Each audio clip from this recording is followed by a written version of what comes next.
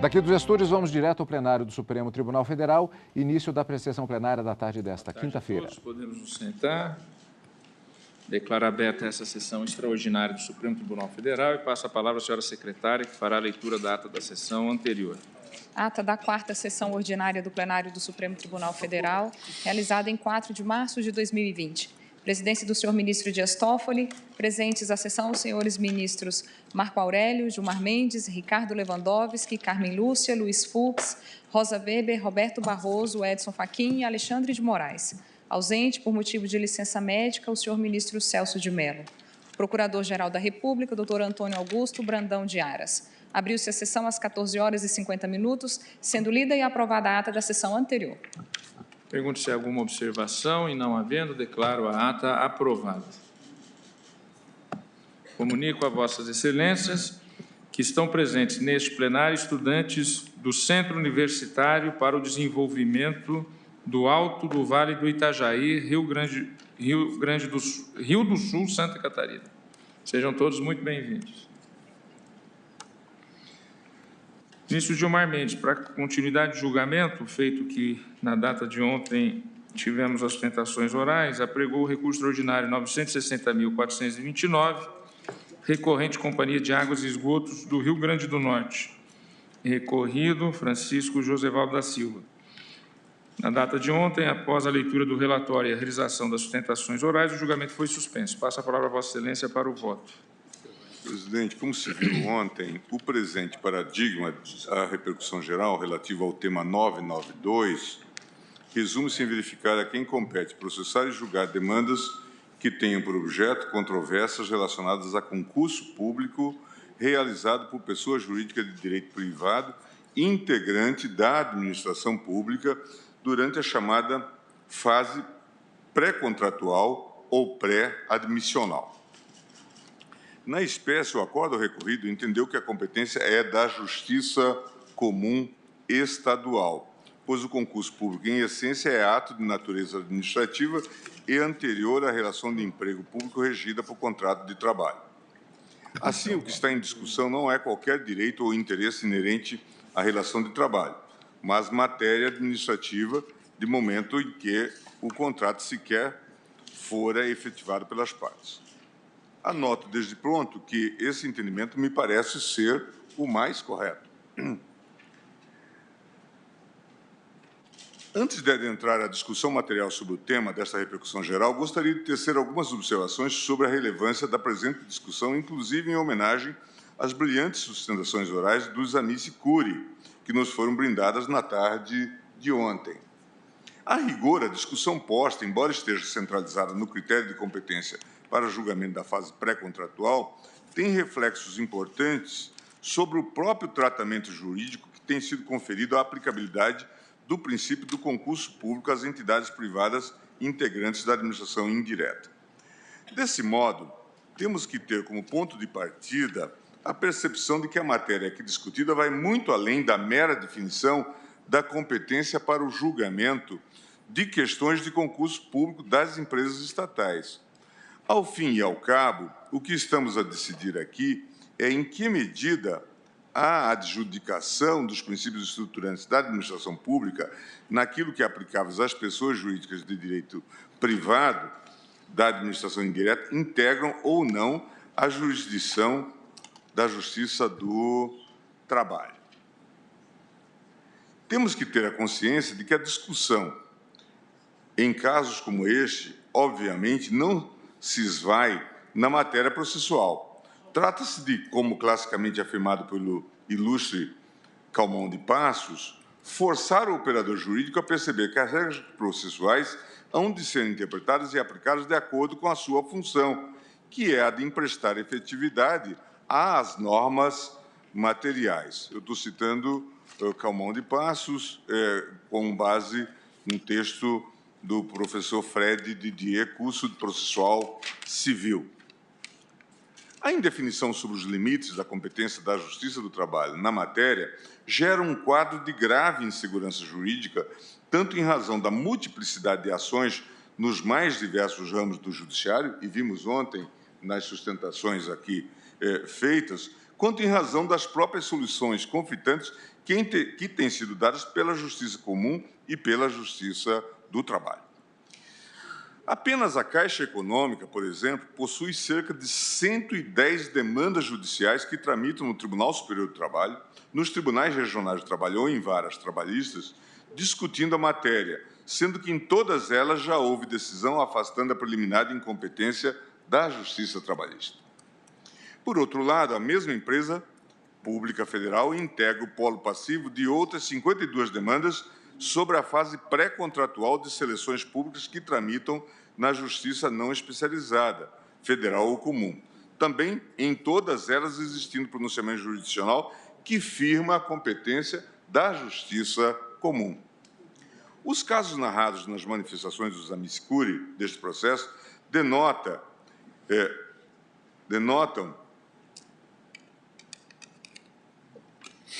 que a indefinição para julgar esses litígios tem permitido que a Justiça Trabalhista avance sobre a aplicação de normas de cunho de direito público, em alguns casos até mesmo inovando na jurisprudência pátria sobre matéria de contratações públicas de empresas estatais. Alguns exemplos nesse sentido são dignos de nota.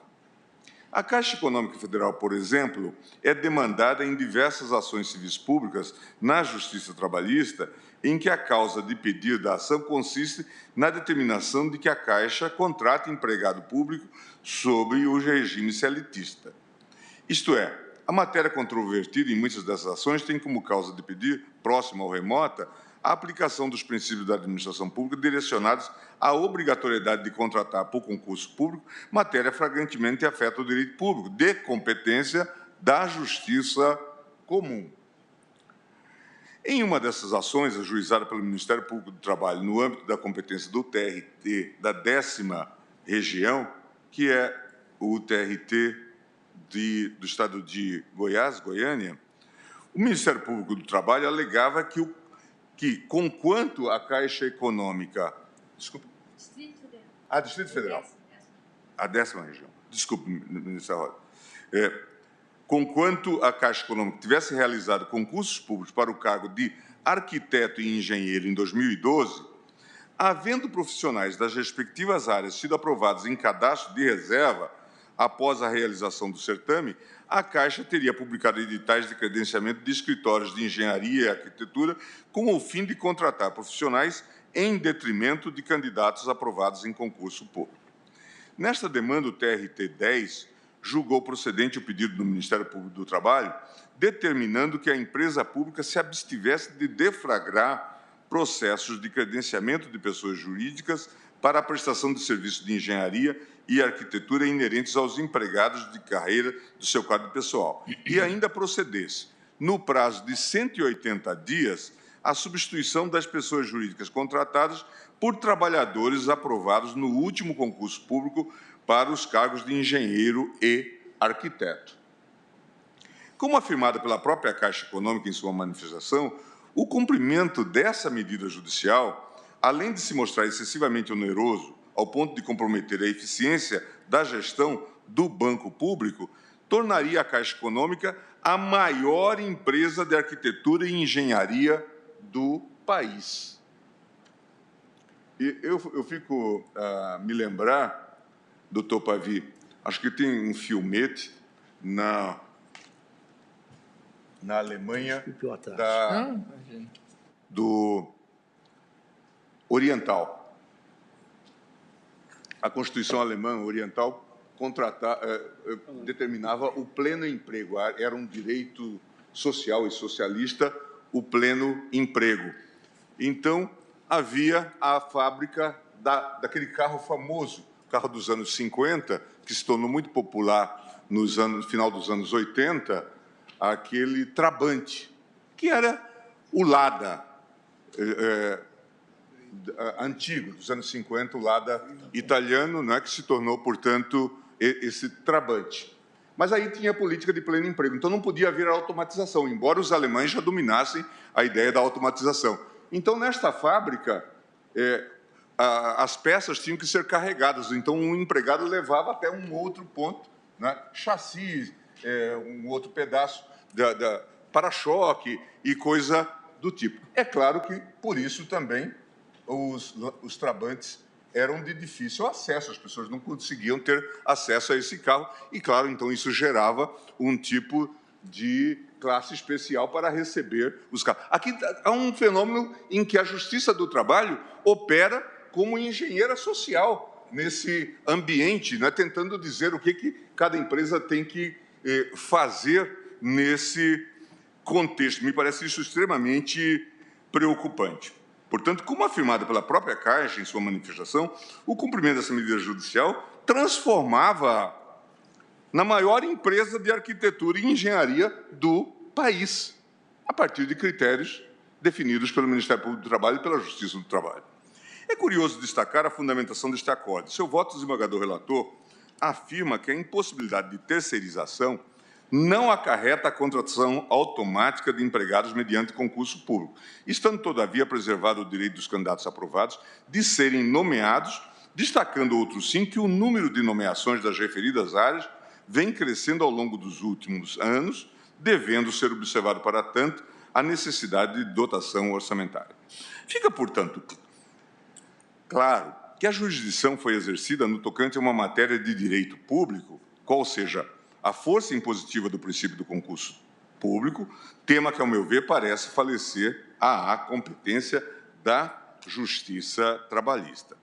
Nessa mesma linha, em outro caso interessantíssimo, o Banco do Brasil figura como réu em uma ação civil pública ajuizada pelo Ministério Público do Trabalho, na qual este pleiteava a declaração de inconstitucionalidade, a partir da Constituição de 88, de todos os atos de designação de escriturários para ocupação de funções, para os quais se exige escolaridade de nível superior e ainda a declaração de inconstitucionalidade de toda a norma interna do banco no ponto em que a tais designações dão suporte.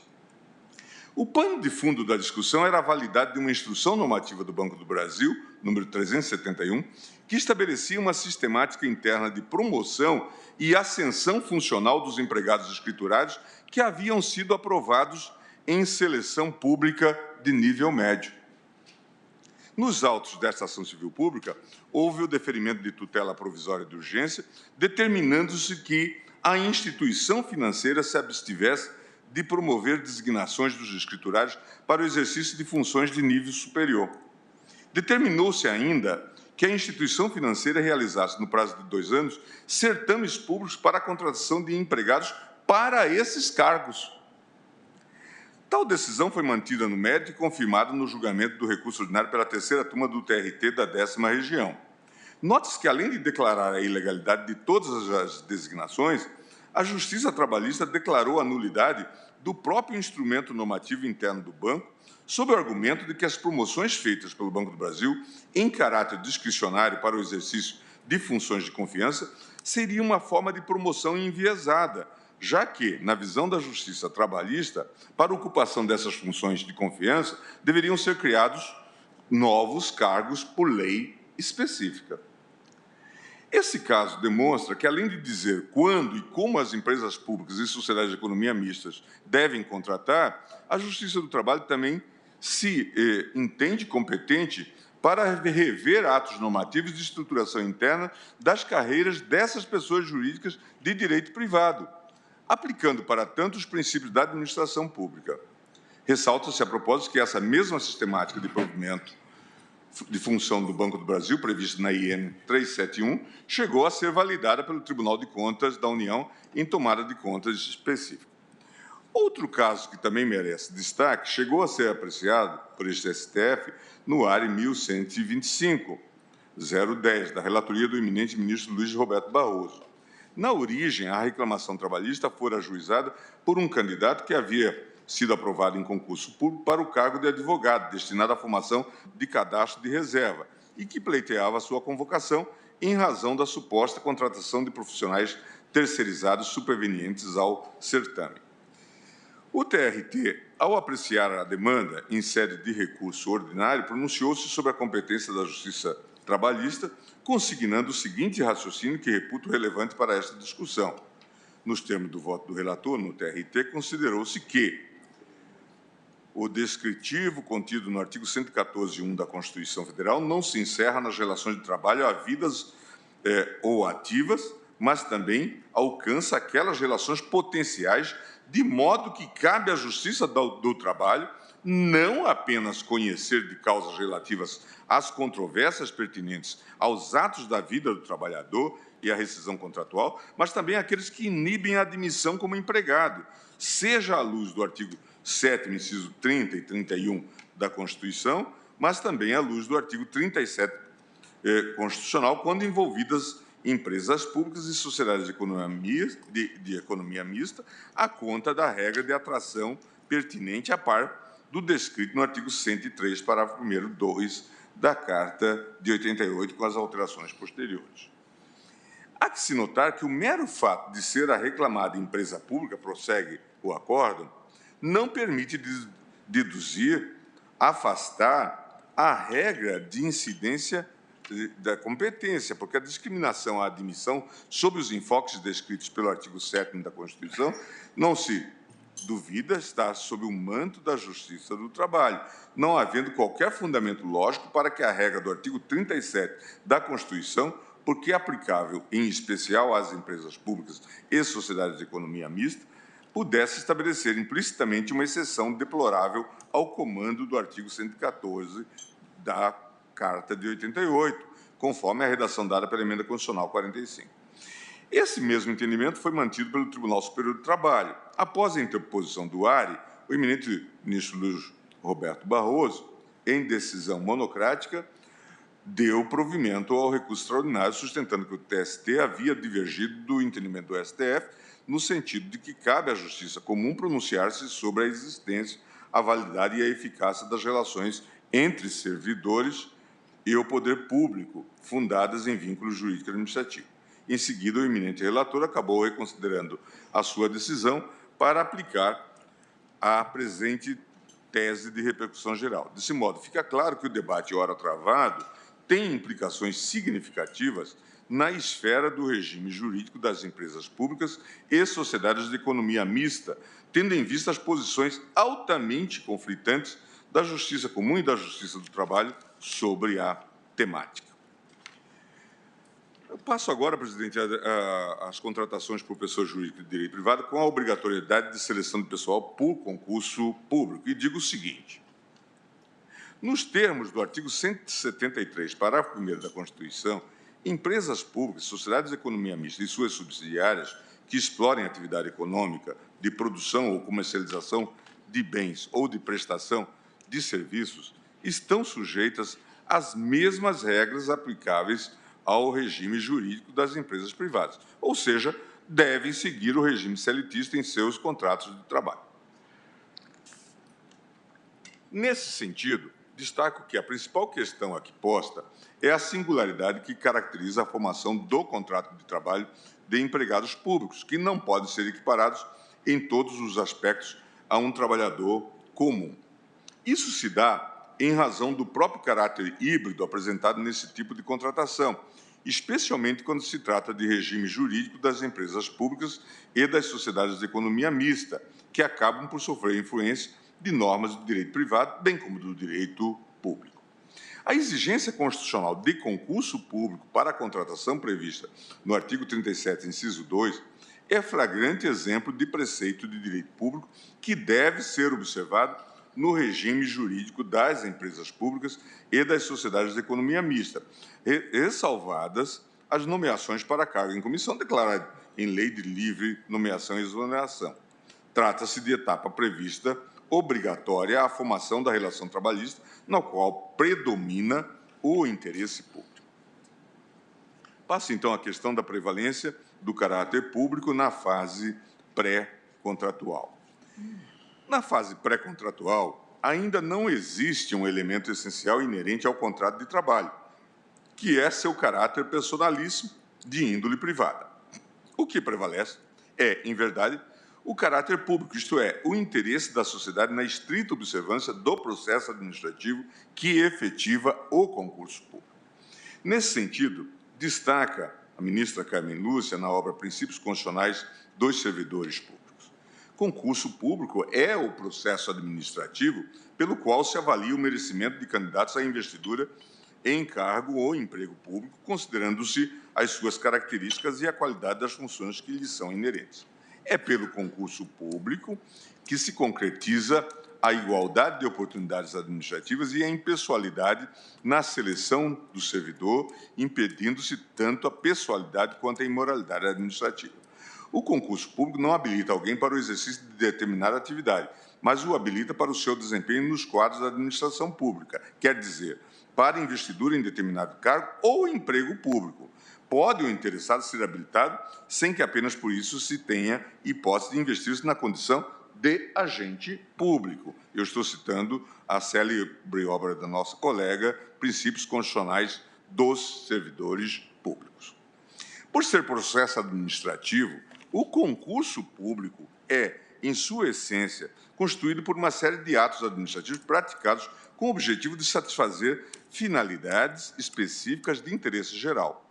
Trata-se de forma de atuação do Estado a ser observada pela administração pública direta e indireta. Em âmbito federal, rege-se principalmente pela Lei 9784, de 99, devendo observar, dentre outros, aos princípios da legalidade, finalidade, motivação, razoabilidade, proporcionalidade, moralidade, ampla defesa, contraditório, segurança jurídica, interesse público e eficiência nos termos do artigo 2º, em caráter complementar ao artigo 37 da Constituição Federal. É flagrante, portanto, que a fase anterior à contratação de empregado público deve se guiar por normas de direito público, notadamente do direito administrativo. Ainda não há de se falar, nesse momento, de direito ou interesse emergente da relação de trabalho a atrair a competência da Justiça Trabalhista. Na verdade, a contratação ainda não é uma realidade e pode, inclusive, nem vir a ocorrer. Nesse contexto, não me parece a melhor interpretação da Constituição submeter demanda de cunho administrativo à Justiça Especializada Trabalhista. Na fase pré-contratual, não há, e ressalto, talvez nem venha a existir, relação regida pela consolidação das leis do trabalho, mas apenas uma mera expectativa do candidato em ser contratado, caso aprovado em certame válido. A controvérsia versa aí sobre matéria de interesse eminentemente público, ainda que possa afetar direitos privados do candidato. Em igual perspectiva, colho o seguinte trecho do parecer do Ministério Público. Concurso público, em essência, é ato de natureza administrativa, além de ser anterior ao contrato empregatício. O vínculo jurídico estabelecido entre o candidato de determinado concurso e o poder público ou a entidade a ele vinculada não se define como relação de trabalho, mas jurídico-administrativa. Constitui o certame ato jurídico de recrutamento de pessoal por cujo meio satisfaz-se o pressuposto constitucional de investidura no cargo público. Somente com o término do procedimento administrativo, permitir-se-á, em momento posterior, a celebração do contrato de trabalho, do qual nascerá o vínculo de emprego a ser, então, apreciado pela Justiça do Trabalho. Há, assim, clara separação entre os vínculos que se estabelecem entre a pessoa física e o ente da administração indireta nos momentos pré-contratual e contratual do emprego público. É dizer, a fase prévia à admissão é plenamente autônoma em relação ao futuro contrato de trabalho. Esse é o parecer do Ministério Público. Inexistência, vou para o quarto ponto, a inexistência de relação de trabalho a atrair competência da Justiça do Trabalho nos termos do artigo 114.1 da Constituição. É bem verdade que, com a promulgação da Emenda Constitucional 45, a competência material da Justiça do Trabalho ampliou-se de forma expressiva, passando a abranger os conflitos oriundos da relação de trabalho, abarcando os entes da administração pública direta e indireta, da União, dos Estados e do Distrito Federal e municípios, sem, no entanto, estabelecer nenhuma ressalva in verbis. Eu transcrevo o disposto no artigo 114. O texto original da PEC 29 de 2000, que deu origem à Emenda Constitucional 45, continha a exceção de que não seriam submetidas à Justiça do Trabalho ações que envolvessem os servidores estatutários. Entanto, tal redação foi suprimida, o que ensejou controvérsia sobre o tema. Ao enfrentar a questão no julgamento da ADIM 3395, esta Corte suspendeu toda e qualquer interpretação dada ao inciso 1º do artigo 114 da Constituição da República, que inclua na competência da Justiça do Trabalho a apreciação de causas que sejam instauradas entre o poder público e seus servidores, a eles vinculados por típica relação de ordem estatutária ou de caráter administrativo. Eu transcrevo a ementa da relatoria do ministro Peluso.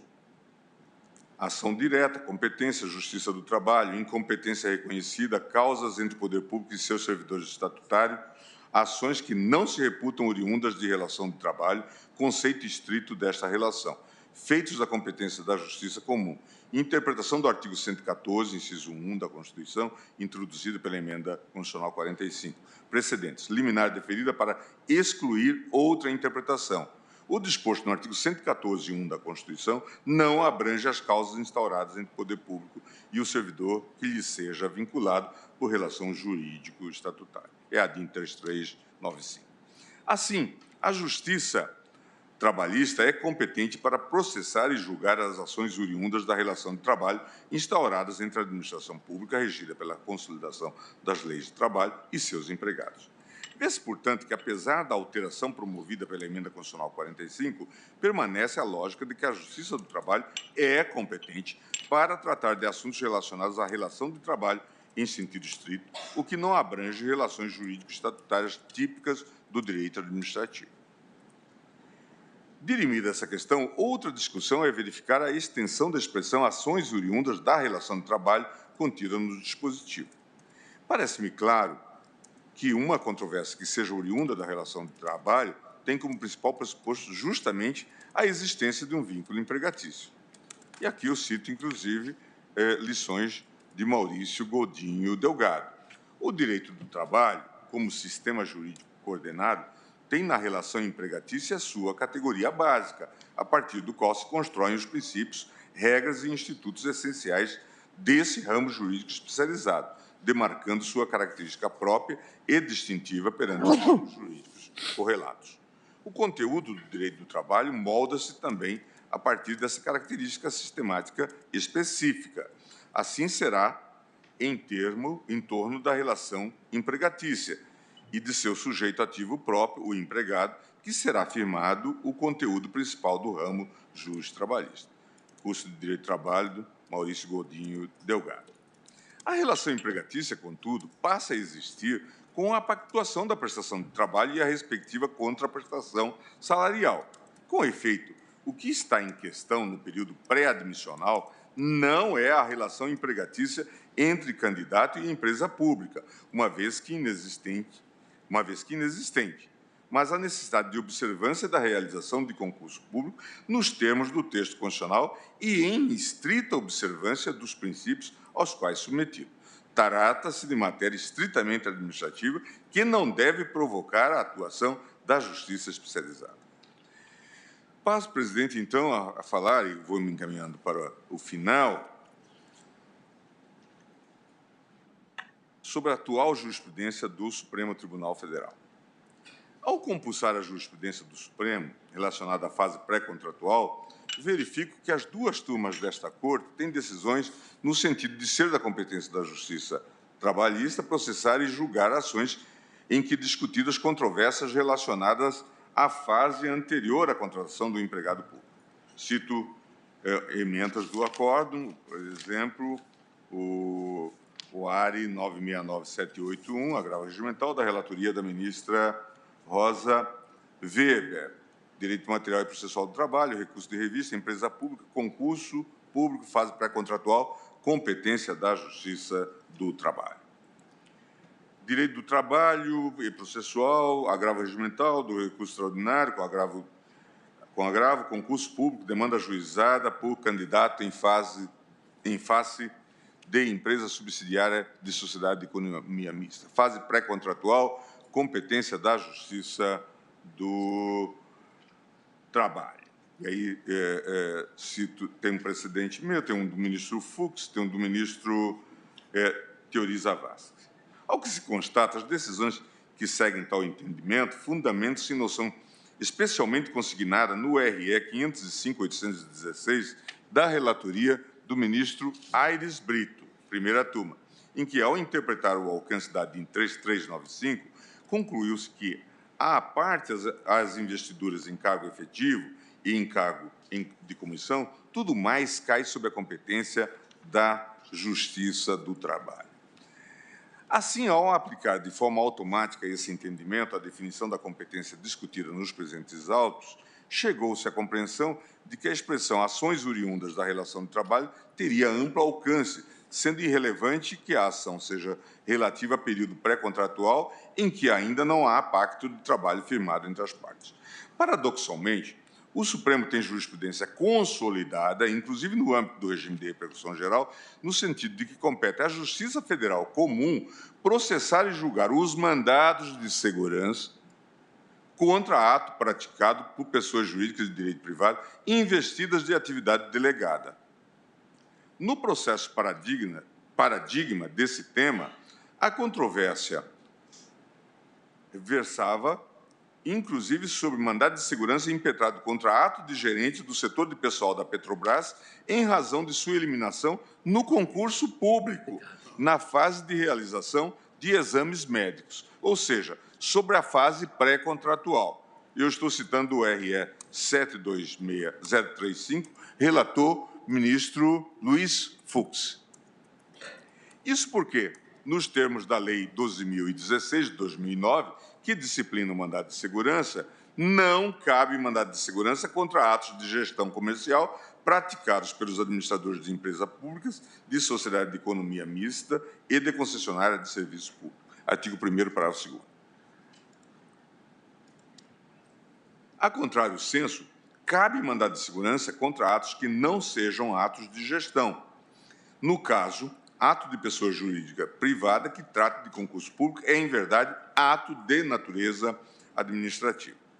Nesse sentido, destaco os seguintes precedentes: recurso extraordinário, critérios para a seleção de pessoal por concurso público, ato de natureza administrativa, impetração de mandado de segurança, ação ajuizada em face de dirigente de sociedade de economia mista, competência da Justiça Comum Federal.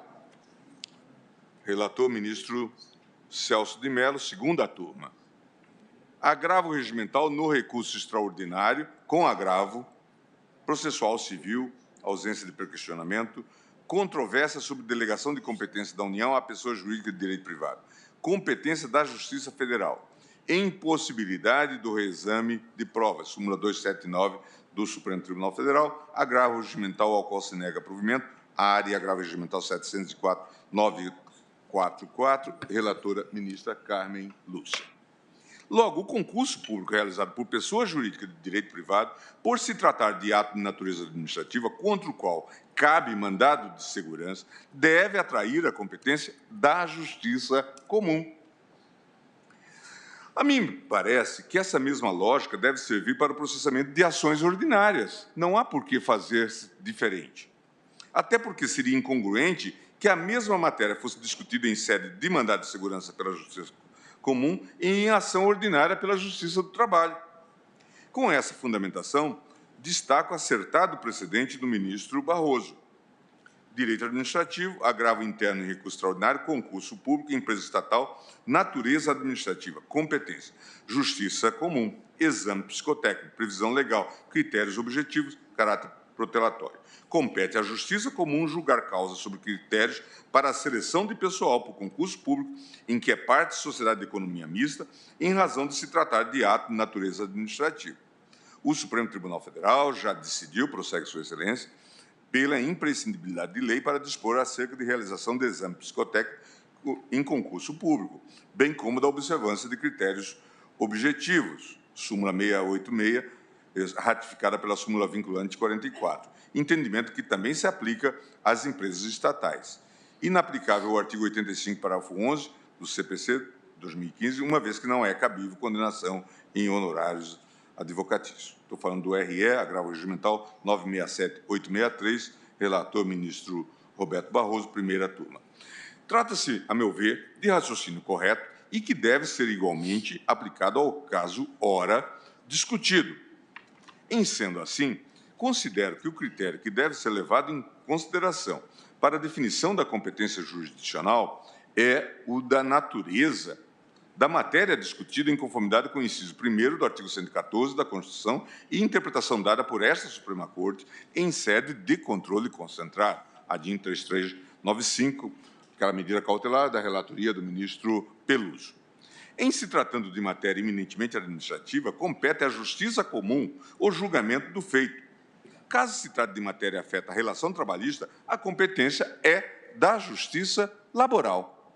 Isso parece bastante claro na jurisprudência, se nós considerarmos essas duas vertentes. Nesse diapasão, demandas que tenham por objeto controvérsias relacionadas a concurso público em um momento pré-contratual discutem matéria administrativa, a atrair a competência da Justiça Comum. Afinal, o autor da ação é um mero candidato a empregado, não sendo discutida qualquer matéria oriunda da relação de trabalho, vez que esta sequer inexiste. Eu nem vou repassar todo o debate que houve antes para a admissão do concurso público em sede de empresas estatais, matéria que nos levou até aquele célebre precedente sobre a Infraero, porque as empresas faziam uma interpretação de que elas não continuavam não obrigadas, até que o Supremo, de fato, placitou esse entendimento. Portanto, ao seguirem as regras do direito privado, as empresas estão jungidas a princípios de direito público, nesse caso, o concurso público. Então, repito, nesse diapasão, demandas que têm por objeto controvérsias relacionadas a concurso público em um momento pré-contratual discutem matéria administrativa, a atrair a competência da Justiça Comum. Afinal, o autor da ação é um mero candidato a empregado, não sendo discutida qualquer matéria oriunda da relação de trabalho, vez que esta sequer existe. Mencione-se ainda que o Superior Tribunal de Justiça tem o mesmo entendimento, no sentido de que a Justiça do Trabalho não é competente para apreciar feitos que tenham por objeto a fase pré-admissional dos quadros de entidades da administração indireta, uma vez que não haveria, nessa hipótese, relação de trabalho propriamente dita nos termos do artigo 114 da Constituição Federal, com redação dada pela Emenda Constitucional 45. Aí estão incluídos questionamentos com critérios utilizados na seleção e na admissão de empregados.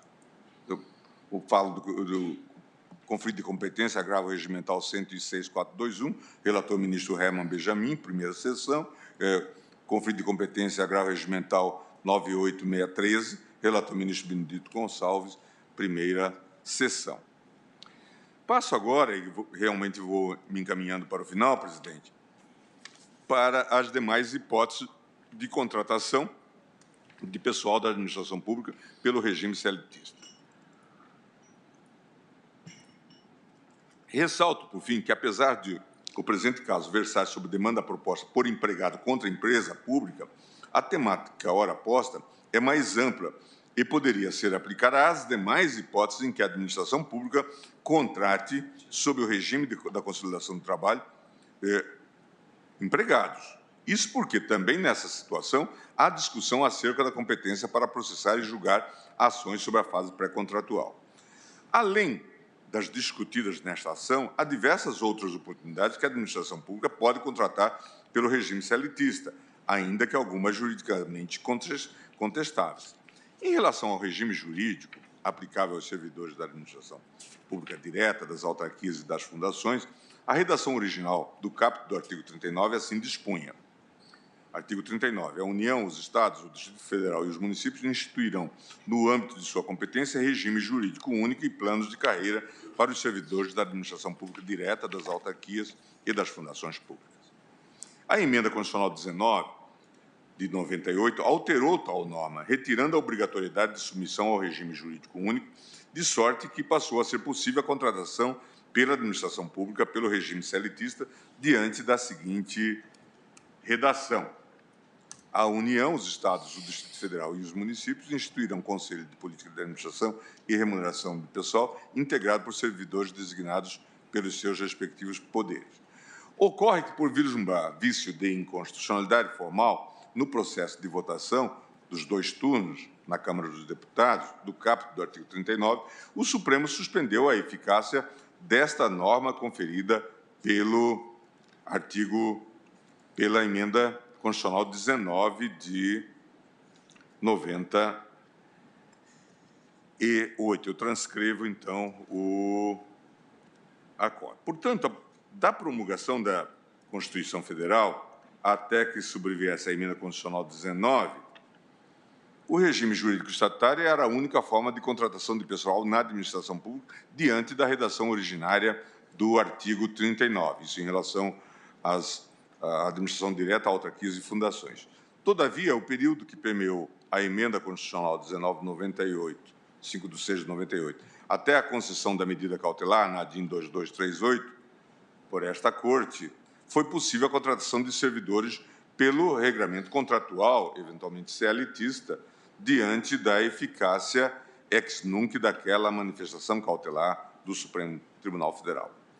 Ainda assim, apesar de eventuais controvérsias quanto à sua constitucionalidade, saliento que, na prática, há diversos casos em que a administração pública direta, autarquias e fundações públicas seguem contratando pessoal em regime CLTista em todos os níveis federativos.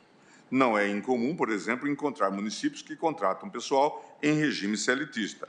Ao compulsar a rede mundial de computadores, verifico que a Prefeitura Municipal do município de Ibiporã, Paraná, realizou concurso público sob o regime da CLT para provimento de vagas do seu quadro de pessoal. Também a Prefeitura de Paulo Lopes, em Santa Catarina, e assim por diante. Ressalta-se também o caso do Estado de São Paulo, que optou por não adotar o regime jurídico único para o seu quadro de pessoal e segue utilizando a Lei Complementar 180 de 1978, que estrutura o sistema de administração de pessoal da administração centralizada e autárquica.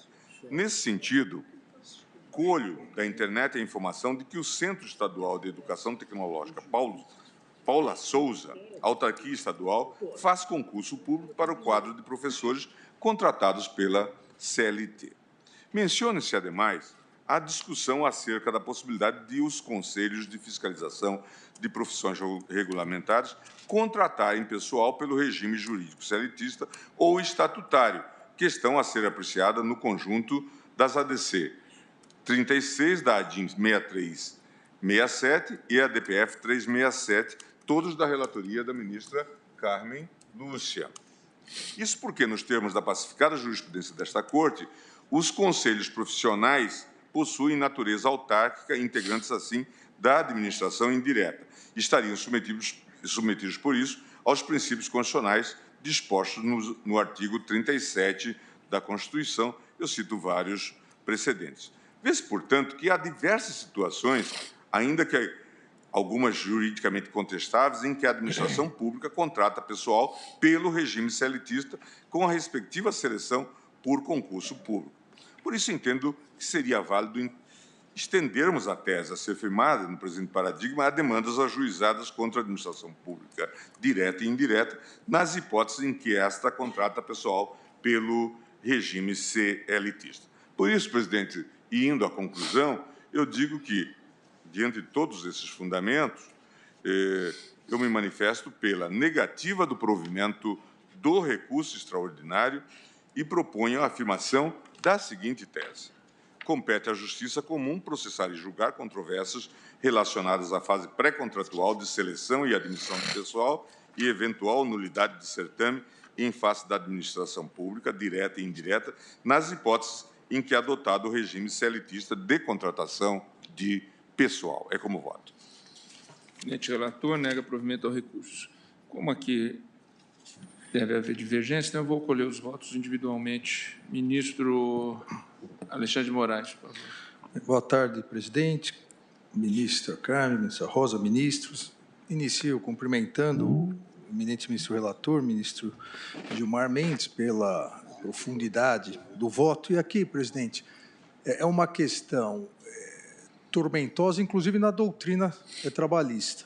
Há vários comentaristas da legislação trabalhista, do artigo 114 da Constituição, que ampliam a interpretação das competências da Justiça do Trabalho para essa fase pré-admissão, diríamos assim. mas eu aqui fico com aqueles, como citado pelo eminente ministro Gilmar, aqueles comentaristas, entre outros, cito o professor Sérgio Pinto Martins, que é desembargador do trabalho, o professor Gustavo Felipe Garcia, que entendem que só existe empregador se houver contrato de trabalho. Não havendo contrato de trabalho, obviamente não existe a relação que justifica a competência da Justiça do Trabalho. Não vou me alongar, vou juntar voto por escrito, mas as razões expostas pelo eminente ministro Gilmar Mendes também me levam a concluir que, nessa fase pré-admissão, as pessoas jurídicas de direito privado, mesmo essas pessoas jurídicas de direito privado, têm a obrigatoriedade de selecionar por concurso público. Há aqui uma diferença que estaria afastando, a meu ver, uma interpretação que já é extensiva de competência da Justiça do Trabalho, porque o artigo 114 da Constituição não consagra essa competência expressamente à Justiça do Trabalho. Obviamente, poderíamos aqui até aventar a aplicação da teoria dos poderes implícitos ou das competências implícitas, mas essa teoria só se aplica quando não houver expressa previsão em contrário. E o artigo 37, artigo 38, artigo 39, especificamente da Constituição, me parecem vedar a possibilidade de se dar uma ampliação interpretativa à competência da Justiça do Trabalho. Então, senhor presidente, com essas rápidas observações, acompanho integralmente o voto do eminente relator. Agradeço, ministro Alexandre de Moraes. Ministro Luiz Edson Fachin. Senhor presidente, eminentes pares, eminente ministro relator, ministro Gilmar Mendes, subscrevo os cumprimentos já externados às sustentações orais das diversas advogadas e advogados que assomaram à tribuna. Nós estamos a examinar, como Sua Excelência, o eminente ministro relator trouxe à colação, o recurso ordinário 960-429. Como se pode ver, a parte recorrente é a Companhia de Águas e Esgotos do Rio Grande do Norte. E o debate que se colocou como cerne do ponto de vista do reconhecimento da controvérsia com repercussão está centrado, segundo se anuncia, em critérios para a seleção e admissão de pessoal. E, portanto, numa preliminar que foi suscitada no recurso extraordinário, que diz respeito a qual segmento da justiça, se a justiça especializada do trabalho, ou se a justiça, por assim, ordinariamente dita comum, ou seja, a justiça estadual, tem atribuição para processar e julgar esta demanda. Eu leio, senhor presidente, no acórdão de 3 de dezembro de 2015 do Tribunal de Justiça do Estado do Rio Grande do Norte, que este recurso extraordinário foi deduzido em face de uma deliberação tomada em sede de agravo de instrumento. Lá se assentou. Trata-se de agravo de instrumento com pedido de antecipação de tutela recursal, interposto por Francisco Josevaldo da Silva, através de seus advogados legalmente constituídos, contra a decisão interlocutória acostada em folhas tais e tais, exarada pelo juiz de direito da 18ª Vara Civil da Comarca de Natal, que nos autos da ação ordinária número tal, proposta em desfavor de Companhia de Águas e Esgotos do Rio Grande do Norte, indeferiu a antecipação de tutela consistente na manutenção do autor no cargo de técnico em mecânica de nível médio. Em suas razões, o agravante afirma que requereu antecipação da tutela com o objetivo de confirmar a validade de seu contrato e manter-se definitivamente no cargo para o qual foi aprovado e contratado, estando no exercício de suas funções.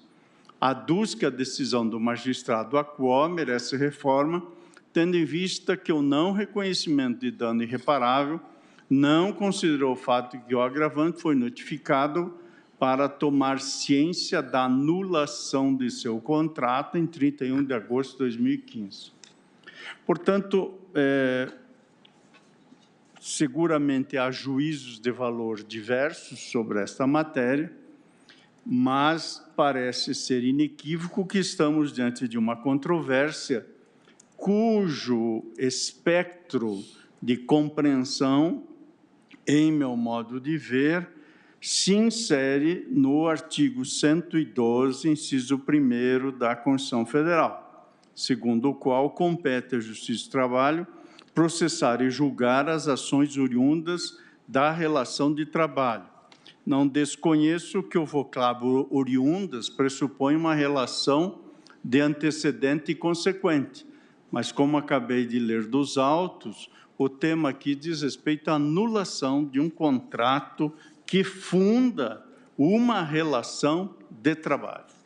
Por essa razão, senhor presidente, eu estou, nesta declaração de voto, pedindo todas as vezes ao eminente ministro relator, para assentar que, neste recurso ordinário com repercussão geral, há contrariedade ao inciso 1º do artigo 114 da Constituição da República, sendo certo que o que se discute é de quem é a competência para processar e julgar demandas ajuizadas por empregado contra pessoa jurídica de direito privado, no caso, uma sociedade de economia mista estadual, para discutir critérios de seleção e admissão nos quadros da referida empresa. A questão, como se viu do relatório e voto do eminente ministro relator, diz respeito à apreciação por esta Suprema Corte, a fim de saber se é competente a Justiça do Trabalho ou a Justiça Comum para processar e julgar demanda de empregado da Companhia de Águas e Esgotos do Rio Grande do Norte. Nas razões do recurso ordinário, afirma-se que compete à Justiça do Trabalho dirimir as controvérsias instauradas entre pessoas jurídicas e direito privado, integrantes da administração pública indireta e seus empregados, considerando que a relação de trabalho é regida pela CLT. Portanto, trata-se de uma relação de trabalho regida pela consolidação das leis trabalhistas. A decisão recorrida entendeu-se tratar de entendeu tratar-se de controvérsia relativa aos critérios de admissão de pessoal em sociedade de economia mista, caracterizando, segundo a decisão do Tribunal de Justiça do Rio Grande do Norte, como questão jurídico-administrativa, anterior ao contrato de emprego propriamente dito. Assim está posto naquela decisão, cito entre aspas, a discussão relaciona-se com o regime jurídico-administrativo em razão de obediência à recomendação ministerial decorrente da apuração de irregularidades em concurso para a Sociedade de Economia Mista Estadual, uma vez que se trata de controvérsia referente à seleção e admissão de pessoal de seus quadros e, portanto, anterior à relação de emprego. É o que lá se assentou e é o que o eminente ministro relator, agora acompanhado pelo ministro Alexandre Moraes, está mantendo, por entender-se que essa fase caracterizar-se-ia, portanto, como pré-contratual e isto afastaria a incidência do Justiça do Trabalho. De modo diverso, pelas razões que já expus, entendo que o recurso ordinário merece prosperar. A controvérsia nos autos ocorre no contexto de uma relação de trabalho já estabelecida, tanto que neste agravo de instrumento cuja decisão está aqui controvertida, em 3 de dezembro de 2015, tomou-se a decisão para manter o agravante no cargo de técnico em mecânica de nível médio, ou seja, para manter a relação de emprego até os desdobramentos ali referidos. Portanto, em meu modo de ver, trata-se da legalidade ou não da permanência de empregado no cargo para o qual foi selecionado mediante processo de admissão específico, tendo em vista supostas irregularidades na fase de contratação. Sendo o empregado e o emprego em curso regido por contrato firmado consoante normas trabalhistas, a competência para controvérsias relacionadas a esse vínculo que já está formado devem ser dirimidas na Justiça Especializada Laboral. Portanto, pedindo todas as vezes, ministro relator, em meu modo de ver, é a hipótese de dar provimento ao recurso ordinário para reconhecer a competência do juiz de trabalho, para a qual, caso venha ou viesse eventualmente prevalecer esse entendimento, deveriam ser enviados os presentes autos. É como voto, senhor presidente. Agradeço, ministro Luiz Edson Fachin. Como vota a ministra Rosa Weber? Senhor presidente, eu também começo cumprimentando os advogados e advogadas que ocuparam a tribuna, com sustentações orais competentes que sempre nos levam à reflexão. O eminente ministro Gilmar Mendes, que no momento não se encontra, mas que trouxe um voto extremamente lúcido, profundo e abrangente, né, procurando compatibilizar a jurisprudência dessa casa sobre um tema que apresenta uma grande dificuldade. O ministro Luiz Edson Fachin agora lança luzes por uma outra ótica e ainda, seguindo a linha de Sua Excelência, ele termina por ampliar a dificuldade que o processo traz e a definição da competência para o seu exame. E por que digo isso, senhor presidente? É porque, na verdade, nós estamos a discutir aqui a competência da Justiça do Trabalho, em última análise, para o exame de uma controvérsia pré-contratual. Nós não temos norma expressa a respeito. Eminente ministro Fachin, invocando o artigo 114 da Constituição Federal, reforça lides oriundas da relação de trabalho. E essa controvérsia, já, né, essas perplexidades e essa discussão, elas estão refletidas também, o eminente relator destacou, na própria doutrina trabalhista. Ou seja, a competência da Justiça do Trabalho alcança a fase pré-contratual. Eu trago uma declaração de voto escrita, senhor presidente, onde eu faço todo um histórico da própria doutrina trabalhista com relação à natureza jurídica da relação de trabalho e os reflexos dessas compreensões para efeito de delimitação de competência. Abranjo as teorias contratualistas, anticontratualistas, e termino na síntese sempre, né, de Mário de la Cueva, que levou à consagração de que o contrato de trabalho é um contrato realidade, ou seja, ele se estabelece a partir da prestação de serviços. E aqui, daí a dificuldade do caso concreto. Aqui houve prestação de serviços, só que na compreensão que fiquei, a LIDE não diz com a prestação de serviços, a LIDE diz com o concurso público. E com relação a concurso público, eu entendo que se trata de um procedimento administrativo, a competência da Justiça Comum. Todas as lides decorrentes do concurso público, aqui diz com as provas efetuadas, com acertos na prova do próprio concurso.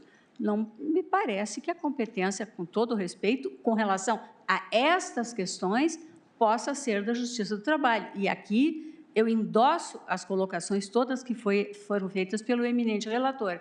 O mais interessante é que o próprio trabalhador ingressou na Justiça Comum. Essa decisão recorrida é uma decisão do Tribunal de Justiça do Estado do Rio Grande do Norte, que afastou a arguida incompetência material da Justiça Estadual. Ou seja, o trabalhador, sentindo-se lesado, ele recorreu a quem? Recorreu à Justiça Comum e lá foi questionar o quê? O concurso público. E por quê? Porque ele, tendo tido obtido uma determinada classificação, foi admitido com o empregado, como empregado, como não poderia deixar de ser, é o regime seletista, passou a prestar serviços, mas em função de uma alteração no próprio no concurso público, ele perdeu aquela classificação inicial, ele passou a outro lugar e, por isso, foi afastado. Mas fiquei com a nítida sensação de que o que estamos aqui discutindo no recurso extraordinário diz com o concurso público, e em sendo, com relação a, digamos assim, uma lide oriunda de um concurso público, a competência é da Justiça Comum. Então, nesse aspecto, eu acompanho o eminente relator e eu nego o provimento ao recurso extraordinário. Só que eu distingo, senhor presidente, com maior respeito, dentro da fase pré-contratual, no caso do direito do trabalho, aquela que seria uma fase, em se tratando da administração pública, direta ou indireta, pela necessidade do concurso público, uma fase preliminar da fase pré-contratual, aquela circunscrita ao concurso público. Essa eu não tenho, com todo respeito, não tenho dúvida que entendo que a competência é da Justiça Comum. Agora, a fase que seria do contrato promessa, que no caso específico ela nasce depois da efetiva admissão com a prestação de serviços, ela passa à Justiça do Trabalho. E esses precedentes da minha lavra, que o ministro o eminente relator ministro Gilmar Mendes citou, dizem com essa situação. É muito interessante, porque da tribuna, as competentes sustentações orais, elas trouxeram uma controvérsia que diz com o direito de nomeação de candidatos aprovados, fundados na alegação de preterição configurada por contratação de empregados terceirizados para o mesmo cargo. Este tipo de lide, a meu juízo, ele diz com a fase do contrato promessa ou pré-contrato. E esse tipo de lide é, sim, da competência da Justiça do Trabalho, porque ele não diz com a validade do concurso público em si, ele não diz com as provas, com a ordem, com aquelas diretrizes contidas no edital, ele não diz com o procedimento administrativo do concurso público.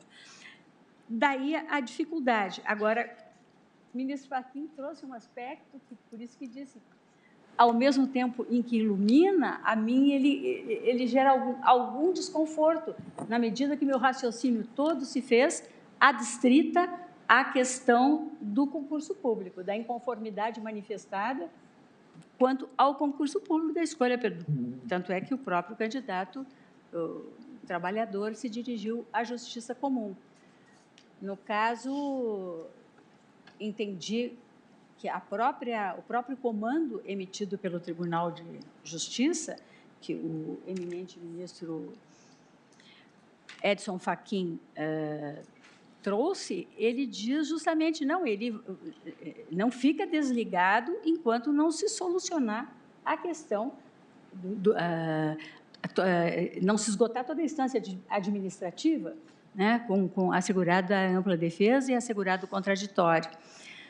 Então, eu não teria dificuldade, especificamente com relação a esse tema, eu trago assim um doutrinador trabalhista absolutamente insuspeito, que é Délio Maranhão. Lá em 1991, Délio Maranhão, ele já se manifestando sobre a fase do pré-contrato, ele destacava: não há confundir a proposta do contrato, que pressupõe que este se forme pelo único fato da aceitação e que, por isso, obriga o proponente, artigo 1080, a época do Código Civil, com os entendimentos preliminares da fase pré-contratual.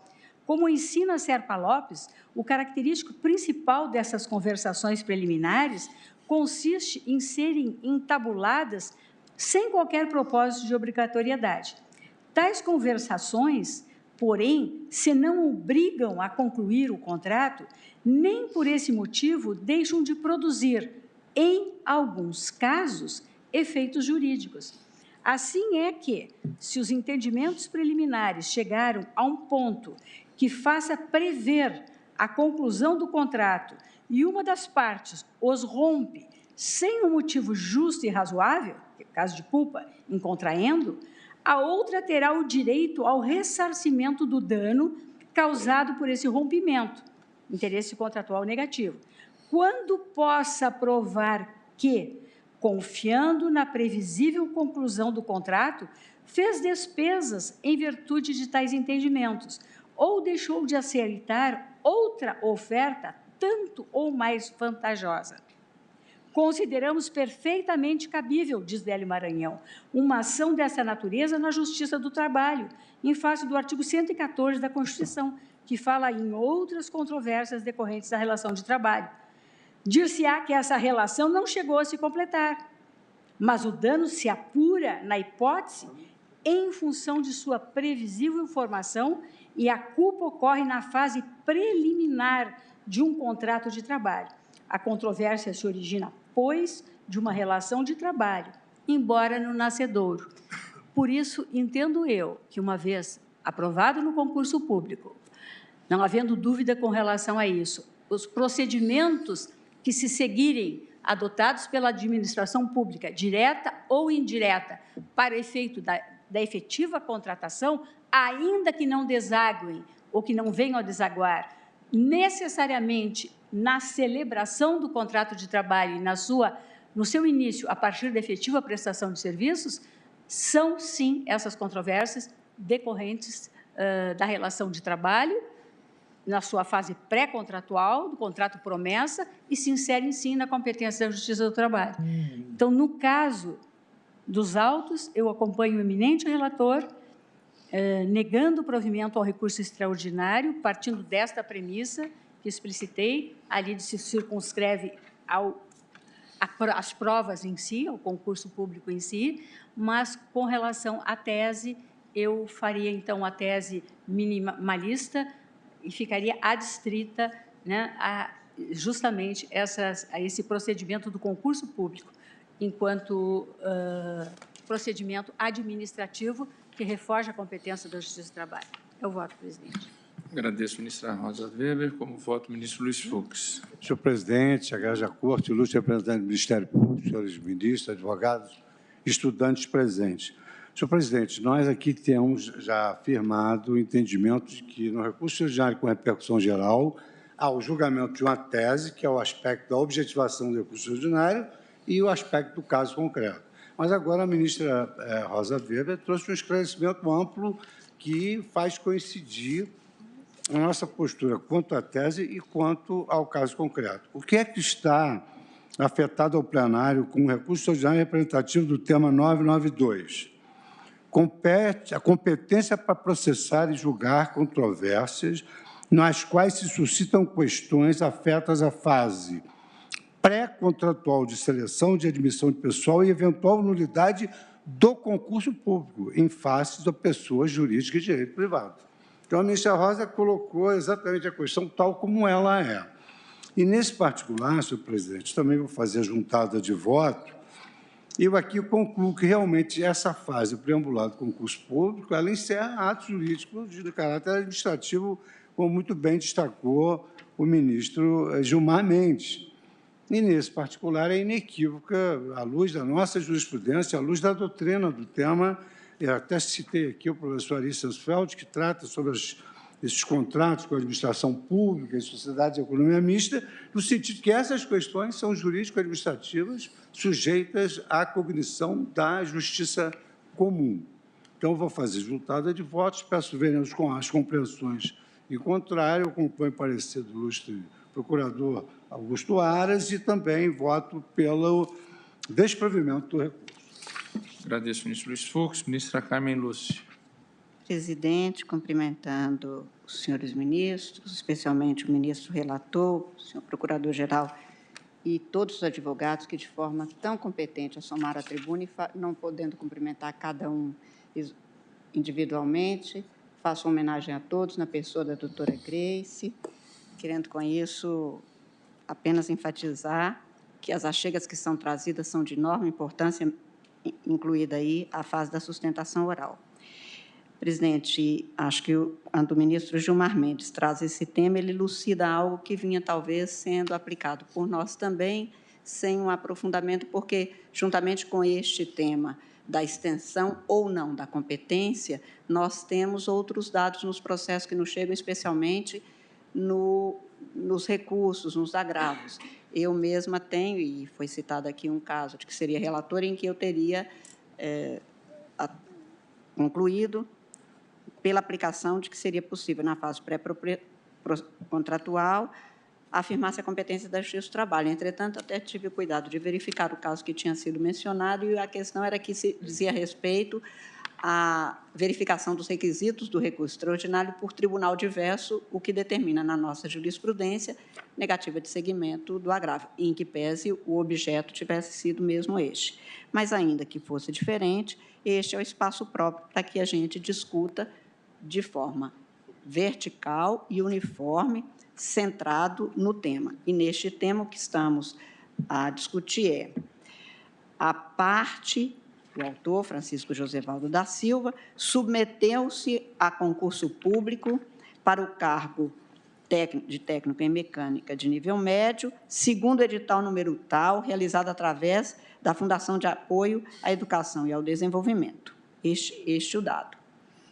Aprovado no concurso, ele foi, então, admitido, para além das vagas até previstas naquele edital, mas a questão é que ele foi notificado em 15 de maio de 2015 para apresentar defesa prévia em processo administrativo, oriundo do inquérito civil número tal, que tramita na 26ª Promotoria de Justiça de Concursos Públicos, Serviços Não Tarifados e Autuações. Ou seja, o tema aqui é um inquérito civil no qual se discute a validade ou não deste concurso numa promotoria. É isso.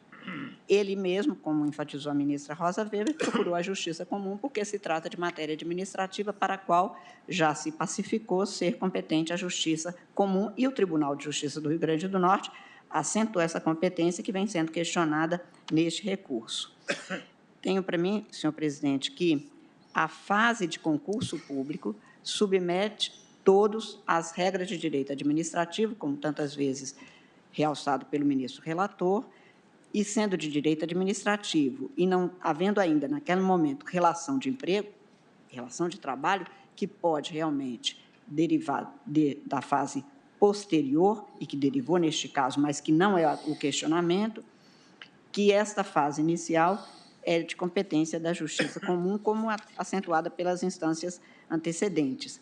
E tenho para mim também que é preciso distinguir entre a fase do concurso público, especificamente, de direito administrativo, submetida às regras constitucionais do concurso, e o regime que vincula alguém, se for na autarquia, submete-se ao concurso e é estatutário, não obstante seja da administração indireta. Se for uma empresa como esta, submete-se ao regime trabalhista, em que peça tem que passar pelo concurso público. O que é de direito administrativo é este momento de concurso público que, portanto, determina, pela natureza da matéria, competência da Justiça Comum, como foi aqui acentuado. Quero apenas chamar a atenção de um ponto que já vinha sendo discutido em alguns casos e que agora emerge de maneira definitiva neste caso, mostrado pelo ministro relator. Seria estranho, realmente, que, se fosse um mandado de segurança, o caminho escolhido, que se tivesse, sem nenhuma dúvida, a competência da Justiça Comum. E se um outro, por exemplo, entrasse com uma ação cautelar ou com uma ação ordinária, ele fosse para a Justiça do Trabalho. Seria a mesma causa, o mesmo objeto, no mesmo concurso, duas pessoas sendo julgadas por dois ramos da Justiça. Só aí já seria suficiente para se ter a determinação de competência, acho, nos termos que foi aprovado, em que pese acentuar que as razões trazidas pelo ministro Edson Fachin nos levam a pensar, continuar a refletir, mas, neste caso, tenho para mim que o voto do ministro relator e dos que o acompanharam elucidam de forma suficiente, por isso eu estou julgando também no sentido de negar provimento a este recurso, portanto, nos termos do voto do ministro relator. Agradeço, ministra Carmen Lúcia. Ministro Ricardo Lewandowski. Senhor presidente, senhores ministros, no RE 1057, ou melhor, 1.057.996 de Roraima, um agravo regimental, eu já acompanhei o ministro Gilmar Mendes no mesmo entendimento, num caso análogo, e discordando respeitosamente do ministro Fachin, então relator daquela causa. Naquele julgamento que foi feito no espaço virtual, eu assentei o seguinte: eu observo que, no caso dos autos, não está em discussão qualquer direito ou interesse inerente à relação de trabalho, uma vez que o contrato sequer foi efetivado pelas partes. O litígio travado se refere ao direito subjetivo, à nomeação e ao cumprimento pela empresa pública das normas de seleção de pessoal determinadas na Constituição. Eu saliento também, em meu voto, estou evidentemente resumindo, o excelente parecer, como sempre, da doutíssima Procuradoria-Geral da República, em que extraio o seguinte trecho: a fase prévia à administração é plenamente autônoma em relação ao futuro contrato de trabalho, e nem poderia ser diferente.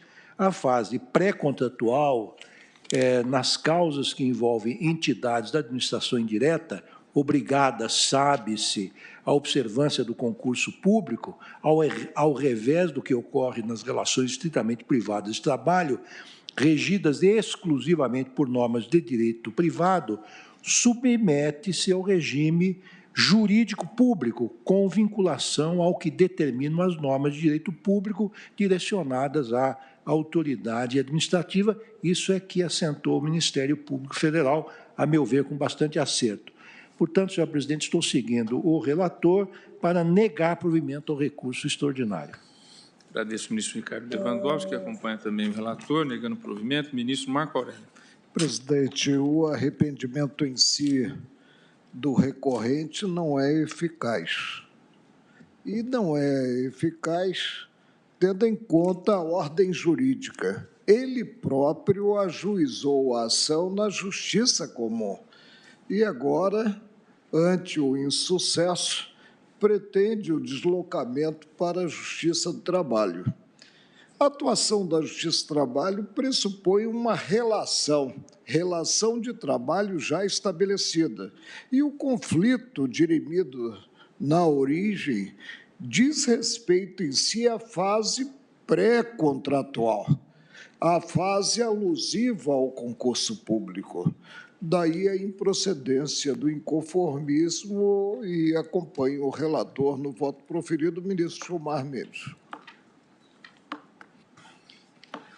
Também cumprimento a todos os votos proferidos, as manifestações orais da data de ontem, e pedindo vênia ao ministro Luiz Edson Fachin, acompanho o relator. Proclamo por hora o resultado, depois iremos à tese. Por maioria, foi negado provimento ao recurso extraordinário, vencido o ministro Luiz Edson Fachin, que a ele dava provimento. Ministro Gilmar Mendes, com a palavra. Presidente, eu tinha proposto essa tese, né? Compete à Justiça Comum processar e julgar controvérsias relacionadas à fase pré-contratual de seleção e de admissão do pessoal e eventual nulidade do certame do concurso em face da administração pública direta e indireta, nas hipóteses em que é adotado o regime seletista de contratação de pessoal. Ministro Alexandre de Moraes. Acompanho. Ministro Luiz Edson Fachin. Senhor presidente, creio que a tese proposta é coerente com a maioria que se formou, portanto, acompanho a proposição. Ministra Rosa. Senhor presidente, eu peço toda a vênia para entender que a tese, tal como está posta, com muita propriedade, ela se harmoniza com os fundamentos, né, que foram esgrimidos no voto do eminente relator, e nem poderia ser diferente. E eu faço uma restrição. Eu temo que a tese, da maneira como está colocada, temo não, tenho certeza que ela não reflete a minha compreensão. Eu entendo que a competência da Justiça Comum, no que tange aquelas lides adstritas ao concurso público, ao certame, e da maneira como colocada, em harmonia com os fundamentos do eminente relator, ela alcança todas as lides que envolvem o pré-contrato, né? E eu ficaria adstrita a preliminar do pré-contrato, que seria o concurso em si. Perfeito. Então, eu, infelizmente, não aprovo a tese nos moldes, eu faria uma tese minimalista. Perfeito, compreendido. Ministro Luiz Fux. O relator, ministro... Com o relator. Ministro Marco Aurélio. Presidente, nós solucionamos a controvérsia sob o ângulo da competência. E da competência é considerada a fase que antecede a relação trabalho. Por isso, entendo que não devemos, na tese, avançar. E, ao invés de elucidar a controvérsia, né, complicarmos até o entendimento, a leitura que possa haver do pronunciamento do Supremo. Por isso, eu acompanho a ministra Rosa Weber pelo minimalismo da tese. Eu peço bem a ministra Rosa e ao ministro Marco Aurélio para acompanhar a tese proposta pelo relator, que alcançou 6 votos, portanto, ministro Alexandre, ministro Fachin, ministro Fux, ministro Lewandowski, ministro relator e eu mesmo. Então, eu proclamo que foi fixada a tese proposta pelo ministro Gilmar Mendes, que constará da ata, invencidos na tese, a ministra Rosa Weber e o ministro Marco Aurélio, que a delimitavam de uma maneira mais restritiva. Agora já são 5 para as 4, vamos então suspender a sessão para o intervalo regimental.